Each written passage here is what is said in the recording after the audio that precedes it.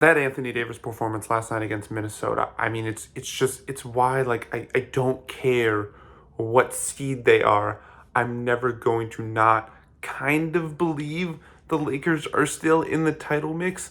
27 points, 25 rebounds, 10 offensive rebounds, 5 assists, 7 steals, and 3 blocks. Just one of the most insane performances we've ever seen. We've actually never seen a performance like that. I don't think we've ever seen, they said after the game, a guy have at least 25 points, 25 rebounds, 5 assists, and 5 steals. And Anthony Davis did that. And it's just like, again, like, I know the Lakers have so many other problems. I know that they also have to be healthy, which is not a guarantee. And I know that there might be a lot of other better teams in the West. But it's just like, it's just when you have a guy capable of doing what Anthony Davis is doing, and then you also factor what LeBron is still capable of doing, and you think about how the game of basketball is very much, your best players mean a lot more in basketball than they do in any other sport.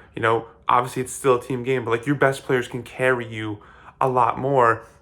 And so when you have two guys who could do stuff like this, who could just absolutely dominate the game and have such high impact on both ends, like it's just like I know they have all these other problems, but that's just why it's so difficult to, toss them aside in the playoff conversation. And look, some disclaimer needs to be had about this game because the Lakers were playing a Minnesota team that was obviously without Cap, but then Rudy Gobert was out, so they were definitely undersized. But even then, it's still such an insane performance. And while that's obviously not going to be, the type of advantage the Lakers are going to have against every team in a potential playoff matchup, like Nuggets obviously have size, Minnesota, if they're healthy, even the Clippers have a bit of size as well. But like, what if they get matched up against OKC in the first round? OKC, we've talked all season long. Chet Holmgren, super impressive. They're still very undersized. That could happen because OKC is fighting for the top 2 seeds.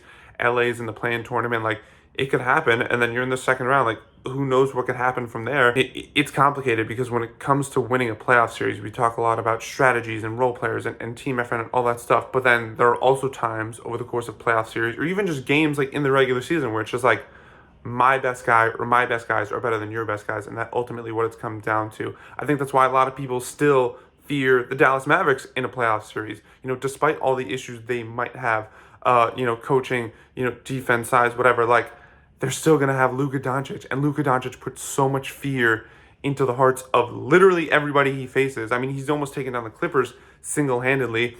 And so, like, you have that mentality with Dallas, and, like, it could be the same thing with the Lakers, where whatever questions you might have about them, obviously, look, they got to be healthy. Like, if they're not healthy, AD and LeBron, which is a legitimate question, none of this matters. But, like, if those two guys are healthy, like, would it really be the craziest thing to see those two guys be the best players in a playoff series? Maybe against certain teams that might be crazy, like against Denver, Nikola Jokic, obviously best player in the world right now. So they might have the best two, but like again, like against OKC, would it surprise me? Against Minnesota, would it surprise me? Even against the Clippers or the Suns, like would it surprise me? Not so much. And that's why it's just so hard to jump off the bandwagon and say, no, I don't think the Lakers can go far because they still have like we always thought, like, I'm a big Knicks fan, right? And so what do we always talk about the Knicks? Like, well, they still need that 1A guy. Like, no matter what they have so many other great things about them, but what's the conversation about them? They still need that 1A best player on a championship team because that's ultimately the biggest thing that matters when it comes to the title conversation. And the Lakers certainly have that guy. You could argue they have like two, top tier guys. And if that's the biggest thing that matters, then the Lakers check those boxes, twice over. And that's why I ultimately still give them a chance in the playoffs. And last night was a prime example why, because Anthony Davis can just like, there's certain games where he just looks so unstoppable, and not just unstoppable offensively, but just his impact defensively, both ends. It's so incredible, and it gives the Lakers such a unique advantage when you also consider LeBron. So to have the luxury of two players that talented is just, I can't ignore it when it comes to that conversation, even if it means maybe ignoring a whole bunch of other glaring issues that this team still has.